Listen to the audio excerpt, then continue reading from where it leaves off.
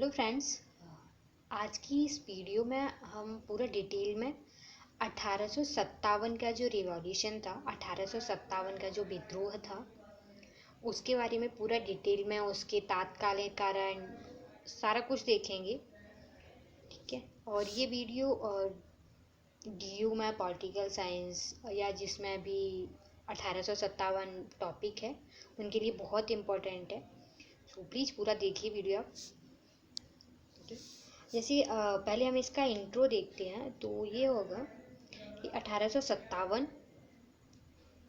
में उत्तरी और मध्य भारत में एक शक्तिशाली जन विद्रोह उठ खड़ा हुआ और उसने ब्रिटिश शासन की जड़ें तक हिलाकर रख दी थी। इसका आरंभ तो कंपनी की सेना के भारतीय सिपाहियों से हुआ, लेकिन जल्दी इसने बहुत ज़्यादा व्यापक रूप ले लिया था ना। इसमें लाखों लाख किसानों, दस्तकारों, सिपाही जिनसे एक साल से अधिक समय तक बहादुरी से लड़ते रहे और अपनी उल्लेखनीय वीरता और बलिदानों से उन्होंने भारतीय इतिहास में एक नया शानदार अध्याय जोड़ा। 1857 का विद्रोह सिपाहियों के असंतोष का परिणाम मात्र नहीं था। वास्तव में औपनिवेशिक शासन के चरित्र, उसकी नीतियों, उसके कारण कंपनी के शासन के प्रति जनता में संचित असंतोष का और विदेशी शासन के प्रति उनकी घृणा का परिणाम था, जो 1857 का विद्रोह था वो। अगर हम इसके सामान्य कारण देखें तो वो थे जन असंतोष का सबसे महत्वपूर्ण कारण अंग्रेजों द्वारा देश का आर्थिक शोषण तथा देश के परंपरागत ढांचे का विनाश करना था। ठीक है। इन दोनों ने बड़ी संख्या में किसानों, दस्तकारों तथा हस्तशिल्पियों, जमींदारों, मुखियाओं को निर्धनता के मुंह में झोंक दिया था। दूसरा पॉइंट होगा अंग्रेजों की जमीन और राजस्व संबंधी नीतियां तथा कानून और प्रशासन की व्यवस्था इस आंदोलन के कारण थे। नेक्स्ट पॉइंट होगा किसानों के मालिकाना अधिकार जमींदारों, व्यापारियों के हाथों में चले गए थे। किसानों को इस तबाही का नतीजा 12 बड़े अकालों के रूप में देखने को मिला था, जो 1770 से 1857 के बीच में पड़े थे। मतलब इससे किसान बहुत ज़्यादा दुखी, हताश थे। नेक्स्ट पॉइंट रहेगा निचले स्तरों पर प्रशासन में सबसे ज़्यादा भ्रष्टाचार ने साधारण जनता को बुरी तरह प्रभावित किया। पुलिस, निचली अदालतें भ्रष्टाचार में बहुत बदनाम रहे। विद्रोह के कारणों की चर्चा में ब्रिटिश अधिकारी थे जो विलियम एडवर्ड, उन्होंने लिखा है कि पुलिस को जनता कोर समझती थी और पुलिस का दमन और लूट खटोस जो अंग्रेजों की सरकार थी उनके प्रति जनता के असंतोष का एक प्रमुख कारण था। ठीक है। भू राजस्व के लिए किसानों को जो भू राजस्व देना पड़ता था, अगर उन्होंने नहीं दिया तो उसके लिए किसानों पर बहुत ज़्यादा कोड़े बरसाए जाते थे, जेल भेज दिया जाता था। ठीक है। अपनी बढ़ती गरीबी के कारण लोग हताश हो गए तथा अपनी स्थिति में सुधार की आशा में आम विद्रोह में शामिल हो गए थे। नेक्स्ट है 1857 का विद्रोह कंपनी के सिपाहियों के द्वारा शुरू हुआ, लेकिन इसके अलावा और भी इसके बहुत सारे कारण थे। जैसे कि 1764 में एक सिपाही विद्रोह हुआ था जिसमें ब्रिटिश अधिकारियों ने 30 सिपाहियों को तोप के मुंह में बांधकर उड़ा दिया था 1764 में। ये भी आम कारण था कि जनता तभी से भड़क रही थी। ठीक है। नेक्स्ट है 1806 में बेलोर सिपाही विद्रोह हुआ, लेकिन भयानक हिंसा के कारण इसको दबा दिया गया और बहुत से सिपाही भी मारे गए इसमें। 1824 में बैरकपुर में सिपाहियों की रेजिमेंट के समुद्री रास्ते में बर्मा जाने पर वह रेजिमेंट तोड़ दी गई, सिपाहियों पर गोले बरसाए गए तथा नेताओं को फांसी दी गई। ये भी एक कारण था, लेकिन उसने एक बहुत बड़ा रूप नहीं ले पाया। ये छोटे छोटे सब बहुत सारे विद्रोह होते रहे थे, लेकिन इन सब ने बहुत बड़ा रूप नहीं ले पाया। इसे 1857 में जाके हो गया, क्योंकि अत्याचार भी एक लिमिट तक ही कोई सीमित वो एक लिमिट तक ही कोई सहन कर सकता है। और 1857 का विद्रोह ब्रिटिश नीतियों और साम्राज्यवादी शोषण के प्रति जन असंतोष का उभार था। लगभग एक शताब्दी तक पूरे भारत में ब्रिटिश सरकार के जन विद्रोह प्रतिरोध होते रहे थे, जो 1763 से 1857 के बीच 40 से अधिक बहुत बड़े विद्रोह हुए, तो सैकड़ों छोटे विद्रोह हुए थे, लेकिन उन सबको बीच में दबा दिया गया, कभी उठने नहीं दिया गया। ठीक है, इसके बाद देखते हैं हम इसके जो तात्कालिक कारण थे। 1857 के युद्ध के जो तात्कालिक कारण थे, और वो थे 1857 के विद्रोह के तात्कालिक कारण सैनिक थे। भारतीय सैनिकों के साथ बहुत बुरा व्यवहार होता था, जिससे 1806-1824 में विद्रोह हुआ। 1857 तक विद्रोहों के लिए और ये सब क्या हो गया, बारूद जमा हो चुका था। चर्बी मिले कारतूसों की घटना ने यह चिंगारी भी बारूद को दिखा दी। ठीक है, तो बहुत बड़ी चिंगारी का रूप ले लिया, कहने का मतलब ये है। 1856 में the journal service enlistment act के अनुसार भारतीय सैनिकों को युद्ध के लिए समुद्र पार विदेश जाना होगा। भारतीय इसको पाप समझते थे। इसी बीच सेना में नई इनफील्ड राइफल थी, वो आई। इसमें क्या होता था, कारतूस को राइफल में भरने से पहले उसके सिरे को दांतों से काटना पड़ता था। कारतूसों के घोल में, और इसमें कारतूसों के जो घोल थे उसमें क्या था, गाय और सुअर की चर्बी का प्रयोग किया गया था। इससे हिंदू और मुस्लिम सिपाही दोनों भड़क उठे। उन्हें लगा कि चर्बीदार कारतूसों का प्रयोग उनके धर्म को क्या कर देगा, भ्रष्ट कर देगा, तो उसका यूज करने के लिए उन्होंने विरोध किया। विद्रोह का आरंभ 1857 का विद्रोह अनियोजित था। लेखकों का कहना है कि यह विद्रोह एक व्यापक तथा सुसंगठित षड्यंत्र का परिणाम था। विद्रोह का आरंभ 10 मई 1857 को मेरठ के छावनी में हुआ। फिर यह तेजी से बढ़ता हुआ पूरे उत्तर भारत में फैल गया। स्वतंत्रता प्रेमी सैनिक मंगल पांडे ने 29 मार्च 1857 को कारतूसों के प्रयोग के विरुद्ध आवाज उठाई। मंगल पांडे द्वारा विद्रोह करने तथा अपने अधिकारियों पर हमला करने के कारण 8 अप्रैल 1857 को मंगल पांडे को फांसी की सजा दी गई थी। इसी पे मूवी भी बनी है मंगल पांडे के नाम से, बहुत अच्छी मूवी है। 24 अप्रैल 1857 को फिर विद्रोह हुआ। इसके बाद भारतीय सिपाहियों में एक आम विद्रोह भड़क उठा तथा उन्होंने विद्रोह का झंडा बुलंद कर दिया, और दिल्ली, मेरठ, राजस्थान आदि में तेजी से भी ये बहुत ज़्यादा बढ़ने लगा था। यह विद्रोह जितना अधिक व्यापक था, उतना ही इसमें गहराई भी थी। किसानों, दास्तकारों, मजदूरों, जमींदारों की व्यापक भागीदारी एकजुट थी, जिसने विद्रोह को उसकी वास्तविक शक्ति दी तथा एक जन आंदोलन का चरित्र भी दिया।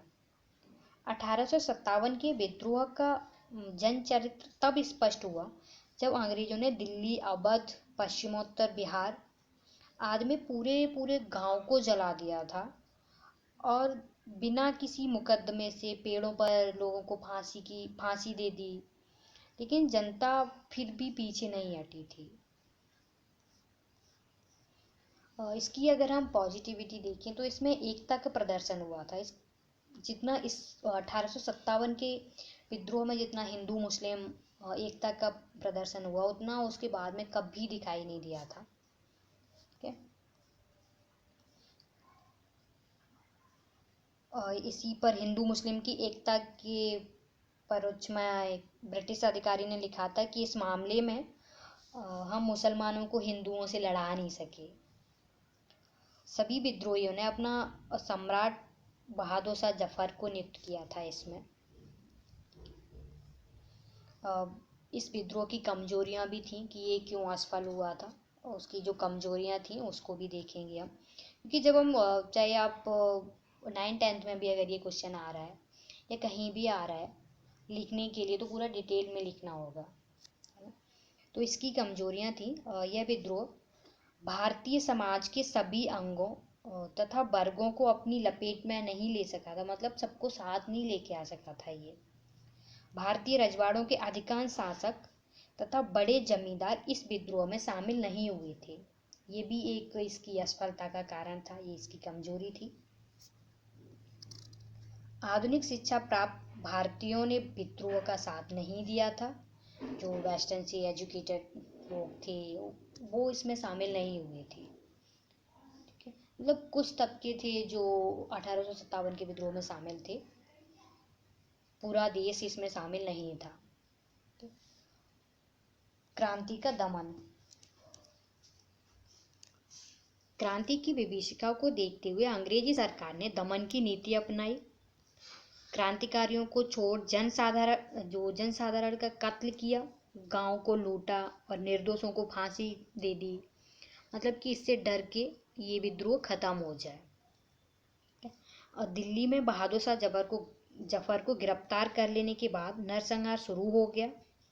अंग्रेजों ने सिखों और मद्रासी सैनिकों को अपने पक्ष में ले लिया था। ठीक है, ये भी इसकी एक असफलता का कारण था। निश्चित समय की प्रतीक्षा न करना।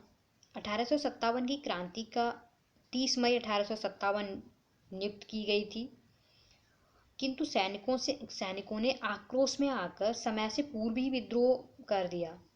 यदि सभी क्षेत्रों में क्रांति का सूत्रपात साथ हुआ होता तो तस्वीर कुछ और होती। ऐसा हम सोच सकते हैं, क्या होता उसका पता नहीं है। और दूसरा पॉइंट होगा इसमें देसी राजा, जो देसी रजवाड़े थे उनका देशद्रोही रोक होना ना, जयचंद टाइप। अनेक देसी राजाओं ने अंग्रेजों की सहायता की थी, जैसे कि पटियाला के जो नावा जिनके राजाओं ने क्रांतिकारियों का मनोबल बढ़ाया था। संपूर्ण देश में प्रसारित न होना।